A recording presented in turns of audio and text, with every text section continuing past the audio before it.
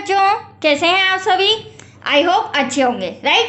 चलिए, मैं Yogita Prajapati video channel पर आप सभी बच्चों का स्वागत करती हूँ और आज मैं आपके लिए लेके आई 3.1 एक्सरसाइज का क्वेश्चन नंबर 3, जो कि हमारा लास्ट सम है, राइट बच्चों। इसके पहले जो 2 सम थे उसमें मैंने ग्राफ विधि से और बीजगणितीय विधि दोनों मेथड मैंने आपको समझाई है।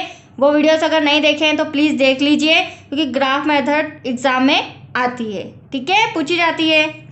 तो चलिए करें स्टार्ट। हाँ, स्टार्ट करने के पहले एक बात और कहना चाहूँगी, अगर आपको मेरे वीडियो समझ में आ रहे हैं तो बस इतना सा काम कर दीजिए, लाइक शेयर कर दीजिए। जितने ज़्यादा बच्चों को आप शेयर करेंगे उतने ज़्यादा बच्चों को मैथ्स में प्रॉब्लम नहीं आएगी, राइट बच्चों। उनके जो मैथ्स से डिफ़िकल्ट लगता है, बहुत सारे बच्चों को यही थॉट होता है कि मैथ्स से डिफ़िकल्ट है, तो मैं काफ़ी ईजी वे में समझा रही हूँ, ज़्यादा डिफ़िकल्टी ना आए उनको। ओके, तो प्लीज़ ज़्यादा से ज़्यादा शेयर कीजिएगा, राइट बच्चों। चलिए स्टार्ट करते हैं क्वेश्चन नंबर 3। 2 किलोग्राम सेब और 1 किलोग्राम अंगूर का मूल्य किसी दिन 160 रुपये था, ठीक है। अब हम जानते नहीं किस दिन 160 रुपये था, तो 2 किलो सेब और 1 किलो अंगूर का मूल्य किसी दिन 160 रुपये था। 1 महीने बाद, उसी दिन से ठीक 1 महीने बाद 4 किलोग्राम सेब और 2 किलोग्राम अंगूर का मूल्य 300 रुपये हो जाता है। आप देख रहे हैं डिफरेंस बढ़ रहा है 1 महीने में ही। इस स्थिति को बीजगणितीय तथा ज्यामितीय रूपों में व्यक्त कीजिए। तो इस सम को भी हमें बीजगणितीय मतलब बीजगणित मेथड से और ज्यामितीय मतलब ग्राफ मेथड से सॉल्व करके बताना है, राइट। तो चलिए करें स्टार्ट। अब हमें 1 किलो सेब और 1 किलो अंगूर का मूल्य नहीं पता है, तो हम पहले उसी को मानेंगे। माना कि 2 किलो सेब का मूल्य 1 किलो सेब का मूल्य, तो यहाँ हम लिख लेते हैं हल में, हल माना कि 1 किलोग्राम सेब का मूल्य बराबर रुपये x या x रुपये। उसी तरह 1 किलोग्राम अंगूर का मूल्य बराबर y रुपीस, राइट। अब क्या कहना है सम के अंदर, 2 किलो सेब और 1 किलो अंगूर। तो देखो हम इक्वेशन कैसे बनाएंगे, क्योंकि इबारत से इक्वेशन बनाना थोड़ा सा डिफिकल्ट होता है, ठीक है। फर्स्ट, और हमेशा ध्यान रखना बच्चों, फर्स्ट लाइन से first equation, then second line से सेकेंड इक्वेशन। तो देखो 2 किलोग्राम सेब है, तो यहाँ पर सेब को हमने x माना है, 2x हो जाएगा, एनी डाउट। अंगूर को हमने y माना है, और चूंकि उसकी डिमांड क्या है, 1 किलो ही है, तो यहाँ पर हम y भी लिख देंगे, तो कोई इश्यू नहीं है। 1 लिखें या नहीं लिखें, एज यू विश, आपकी इच्छा। कितने रुपए हैं, 160 रुपये। और दोनों को मिलाकर तो प्लस का साइन आएगा, क्योंकि साइन में बच्चों को बहुत ज़्यादा कन्फ्यूजन होता है, ठीक है। तो 2 किलो सेब और 1 किलो अंगूर मिलाकर कितने रुपए हुए, 160। तो ये एक हो गई हमारी equation number first, any doubt. Second equation में 4 किलोग्राम सेब और 2 किलोग्राम अंगूर, टोटल कितने रुपए के हैं, 300 रुपए के। अब इसे मैं इक्वेशन सेकेंड नहीं दूंगी, यहाँ पर हम इस इक्वेशन को शॉर्ट कर सकते हैं। आप हमेशा ध्यान रखना, कोई इक्वेशन अगर ऐसी रहे कि जिसको कुछ ना कुछ कॉमन लेके या डिवाइड करके मल्टीप्लाई करके हम शॉर्ट कर सकते हैं, तो यहाँ भी ठीक वैसे ही मैं कर रही हूँ। 2 कॉमन ले रही हूँ बच्चों, और कॉमन हमेशा छोटी डिजिट आती है, ठीक है। 2 का क्या मल्टीप्लाई करें, 4, 2 2 जा 4, यहाँ पे तो 2 1 जा 2, मतलब कि y बचा। 300 का हाफ करेंगे, मतलब कि 150 इक्वल्स टू 0। अब ये 2 जो इनटू का हमें डिस्टर्ब कर रहा है, उसको अगर डिवाइड में ले गए तो एटलीस्ट क्या आएगा, 0 ही आएगा। 0 में किसी भी संख्या का डिवाइड करो तो 0 ही आता है। तो हमारे पास एक्चुअल में आ गई equation 2x + y equals to 150, समीकरण नंबर 2। तो ये तो हम बीजगणितीय से दोनों इक्वेशन ले आए। अगर आप चाहें तो आगे x y की वैल्यू निकाल भी सकते हैं, बट निकलेगी नहीं, मैं आपको पहले ही क्लियर कर देती हूँ। ना ही इसमें हमें 1 सेब का मूल्य पता चलेगा, ना ही 1 अंगूर का, क्योंकि इसकी इक्वेशन ही हमारी ऐसी बन रही है। फर्स्ट और सेकेंड आप विलोपन विधि से सॉल्व भी करेंगे तो x y का आंसर नहीं आएगा। तो यहाँ पर मैंने दोनों इक्वेशन निकाल तो दिए। अब हमें इसको ज्यामितीय रूपों में व्यक्त करना है। अब ग्राफ में, ज्यामितीय रूप में मतलब ग्राफ में, अब ग्राफ में यदि हम बनाएंगे तो हमारे पास x की 2 वैल्यू होनी चाहिए प्लस y की भी 2 वैल्यू होना चाहिए। तो इन दोनों इक्वेशन के द्वारा मैं x की भी वैल्यू निकाल रही हूँ बच्चों, y की भी वैल्यू निकाल रही हूँ। Any doubt? देखिए बीच में पार्टीशन कर रही हूँ मैं। यहाँ पर लिख लेते हैं समीकरण 1 से, यहाँ पर लिख लेते हैं समीकरण 2 से। तो समीकरण 1 से क्या है हमारा, समीकरण 1 आपके सामने अभी मैंने लिखा था, 2x + y इक्वल्स टू 160। ये हो जाएगा हमारा समीकरण 1। 2x + y equals to 160। अब देखो किस तरह से सॉल्व करना है। यहाँ पर हमें मन से मानना पड़ेगा, माना x बराबर, और ऐसी डिजिट जो ऐसा नहीं 3 4 5 6 ले रहे हो आप, 160 है तो वो टेंस में ही होना चाहिए, मतलब 50 70 80, ठीक है। तो यहाँ पर मैं 50 ले रही हूँ। आप चाहें तो y की वैल्यू भी ले सकते हैं एज यू विश, जरूरी नहीं कि x की मान, अगर आप y का रखेंगे तो x का आएगा, मैं x का रख रही हूँ तो y का मान निकलेगा, राइट। 2 ऐसा का ऐसा बच्चों x के प्लेस पर 50 आ जाएगा, प्लस y ऐसा का ऐसा 160, यहाँ पर मल्टीप्लाई करेंगे, ब्रैकेट सॉल्व करेंगे, 100 आ जाएगा। अगली स्टेप में हम क्या करेंगे, 160, अगले स्टेप में हम क्या करेंगे, प्लस का 100 इधर आएगा तो माइनस का हो जाएगा, तो y इक्वल्स टू आया आपका 60। मतलब कि जैसे ही मैंने x बराबर 5 रखा तो y की वैल्यू आ गई 60। तो देखो मैंने एक टेबल भी बना रखी है जिसका यूज़ हमें अभी ग्राफ में होगा। तो हमने फर्स्ट इक्वेशन में फर्स्ट कंडीशन एक मान निकाल लिया है, x की जगह 50 रखा तो y की जगह हमें 60 मिला। अब इसी इक्वेशन में हमें एक मान और निकालना है, ठीक है, तभी हमारा ग्राफ बन पाएगा। अब हम यहाँ क्या करेंगे, वापस से समीकरण लिखते हैं, 2x plus Y equals to 160। वापस से हमें ऐसी डिजिट लेना है, वो भी छोटी, ज़्यादा बड़ी नहीं। तो यहाँ पर मैं ले लेती हूँ, माना x बराबर 60, ठीक है, 60 ले लेते हैं। अब देखें 60 लेने पर किस तरह से सॉल्व होता है। तो 2 ब्रैकेट में x की जगह क्या आ जाएगा बच्चों, 60 प्लस का y 160, तो 6 2 12 हो जाएगा, प्लस का y इक्वल्स टू 160। अगले स्टेप में क्या होगा, 120 प्लस का उधर जाके माइनस का हो जाएगा, तो y इक्वल्स टू आएगा आपके पास 16 में से 12 गया तो 40। तो ये y की वैल्यू आ गई है 40। जैसे ही हमने x बराबर 60 रखा वैसे ही y क्या आ गया हमारा 40। Any doubt? तो चलिए यहाँ पर लिख लेते हैं वापस से, x के प्लेस पर हमने मान रखा x का 60 और हमारा आंसर आया है 40। चलिए ये हमारी इक्वेशन सॉल्व हो चुकी है। अब हमें सेकेंड इक्वेशन सॉल्व करना है, मतलब कि 2 वैल्यू निकालना है, राइट बच्चों। आइए देखते हैं। अब देखो समीकरण 2 हमारा ये रहा, आपके सामने लिखा हुआ है, यहाँ पर मैं लिख लेती हूँ 2x plus Y equals to 150। अब यहाँ भी 100 से ऊपर है तो हमें 100 से छोटी डिजिट लेनी पड़ेगी, राइट। क्वेश्चन नंबर सेकेंड में 1000 से ऊपर था तो मैंने समथिंग 100 के समथिंग डिजिट ली थी। तो अब यहाँ पर देख लीजिए क्या करेंगे हम, माना x बराबर 60 ले लेते हैं, ठीक है, plus y equals to 150, 6 2 12 plus y equals to 150, y as it is ऐसा का ऐसा, 150 ऐसा का ऐसा, प्लस का 120 इधर आके माइनस का हो जाएगा, तो y इक्वल्स टू आपका आएगा 30। ये इक्वेशन सेकेंड का फर्स्ट मान आया है, कितना आया है 30।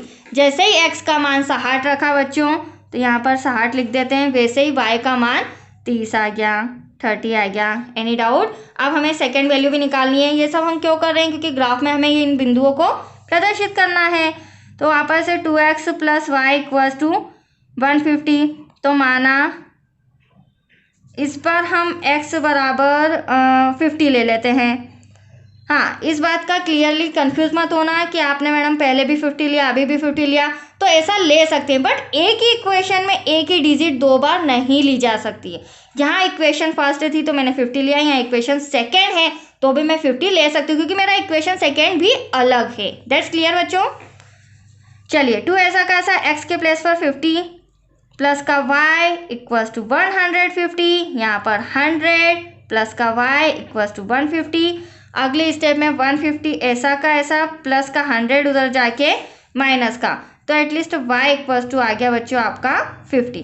तो मतलब हमारी इक्वेशन ही ऐसी थी, जैसे हमने x की वैल्यू 50 रखी वैसे हमारी y की वैल्यू भी 50 आई। तो ऐसा हो सकता है सपोज, ठीक है। तो यहाँ पर भी 50, यहाँ पर भी 50। तो अब ये देखिए हमारी टेबल कंप्लीट हो चुकी है। अब इस टेबल के द्वारा हम क्या बनाएंगे, ग्राफ। तो आइए समझते हैं ग्राफ को। चलिए सबसे पहले ग्राफ में क्या करेंगे, x और y खींचेंगे। तो देखो माइनस में हमारा आंसर नहीं है, आपने भी देखा, भी आपके सामने सॉल्व किया, जो हमारी टेबल है वो प्लस की है, फिर भी हमें माइनस की जो डिजिट है वो शो तो करनी पड़ेगी, ठीक है। ये इतनी स्पेस माइनस की छोड़ के मैं यहाँ पर लाइन खींच रही हूँ, ठीक है बच्चों। चलिए अब ये जो है, और ठीक ऐसे ही नीचे भी, यहाँ पे भी इतनी ही स्पेस छोड़ देते हैं हम और यहाँ पे लाइन खींच देते हैं। तो एक रो जो आड़ी होती है जिसको मैं खींच रही हूँ, ये हमारी एक्स वाली रो होती है, राइट। और जो मैंने फ्रंट में स्ट्रेट लाइन खींची है वो हमारी वाई। तो यहाँ पर पहले तो मैं लिख देती हूँ एक्स, और चूंकि ये माइनस में है तो इसे हम एक्स डैश बोल देंगे। यह हमारा फ्रंट पे वाई हो जाएगा प्लस का, देन यहाँ पे जो लास्ट में मैं नीचे लिख रही हूँ वो वाई डैश हो जाएगा, ठीक है। भले कैमरे में आपको ना दिखे बट मैं आपको बता देती हूँ, लास्ट वाला वाई डैश। अब बी सेंटर में हमारा 0। अब देखिए बच्चों, ग्राफ में नंबरिंग किस हिसाब से करेंगे, तो देखो जो मैंने आपके सामने टेबल बनाई है, तो आप देख रहे हैं यहाँ पे 10-10 का डिफरेंस लेके हम कर सकते हैं, हम भले 70-80 तक जा सकते हैं। लास्ट समय मैंने 100 का डिफरेंस लिया था, तो यहाँ पे ऐसा नहीं कि 1 2 3 4 करना, नहीं, सम जैसा रहेगा उस अकॉर्डिंग आपको डिफरेंस लेना पड़ेगा। तो यहाँ टेंस का है, मतलब 10-10 का डिफरेंस ले लेते हैं। तो क्या हो जाएगा 10 20, यहाँ पर 30, यहाँ पर 40, यहाँ पर 50, यहाँ पर 60, यहाँ पर 70, यहाँ पर 80, ठीक है। ये इतना तो आपको पता है कि एक एक ब्लॉक छोड़ के लेना है, ठीक है। ऐसे ही अब एक्स वाला इधर वाला जो है ये माइनस का है, तो माइनस का 10, माइनस का 20, माइनस का 30, माइनस का 40, ठीक है। ज़्यादा आगे जाने की ज़रूरत नहीं क्योंकि हमारे माइनस की डिजिट तो है नहीं, ठीक है। ऐसे ही यहाँ पे y के ऊपर वाली जो है वो प्लस की होती है, 20, 30, 40, 50, 60, 70, देन लास्ट में 80, ठीक है बच्चों।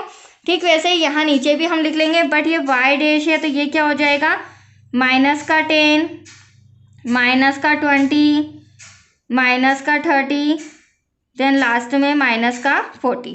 Any doubt? चलिए अब आते हैं हम ग्राफ बनाना स्टार्ट करते हैं। अब देखो बच्चों, टेबल ये है, इक्वेशन फर्स्ट है, पहले इक्वेशन फर्स्ट को बनाएंगे।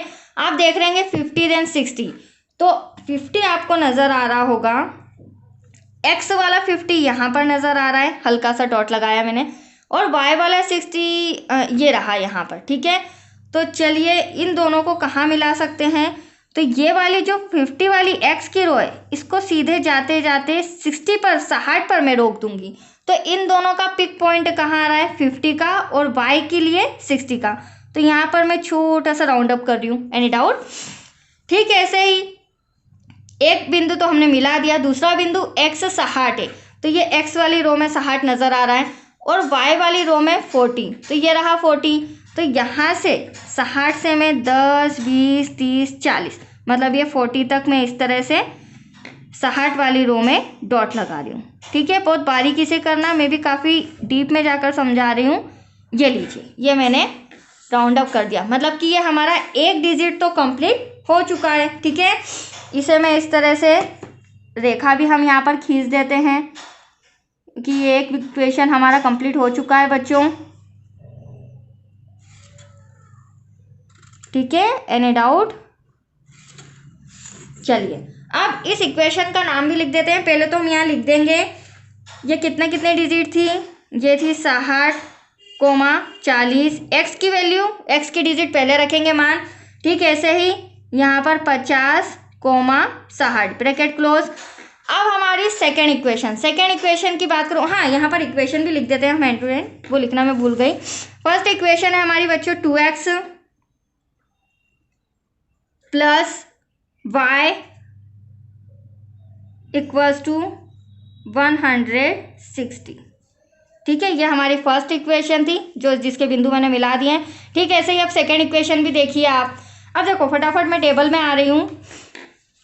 टेबल सेकेंड इक्वेशन, एक्स वाला हमारा 60 है और y वाला हमारा 30 है, ठीक है। ये रहा एक्स, तो ये 10 20, देन यहाँ पर मिल रहा है 60, ठीक है। यहाँ पर डॉट बना रही हूँ।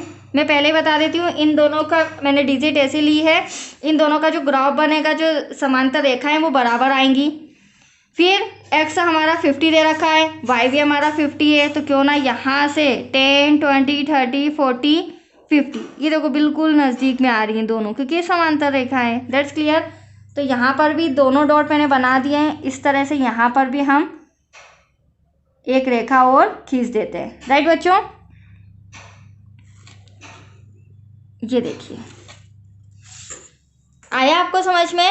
अब ये जो है इस पर हम क्या क्या लिख सकते हैं, ये हमारी 60 और 30 की रो थी, तो ये 60 देन ये 30 ब्रैकेट क्लोज। ठीक, यहाँ पर भी ये 50 और 50 थी, तो दोनों 50 50 आ जाएंगे कोमा करके। अब ये जो इक्वेशन थी हमारी वो भी हम शो कर देते हैं। इक्वेशन सेकेंड हमारी थी 2x, थोड़ा इधर करके लिख लेते हैं, 2x plus y equals to 150।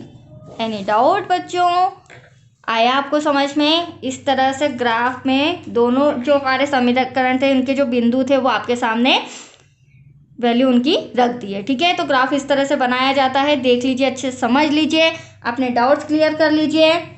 और आज के लिए इतना ही, हमारी एक्सरसाइज कंप्लीट हो चुकी है। राइट, और लाइक शेयर करना, बस इतना ही कहना चाहूँगी, क्योंकि इतनी मेहनत मैं आप सभी बच्चों के लिए कर रही हूँ। राइट बच्चों, तो थैंक यू।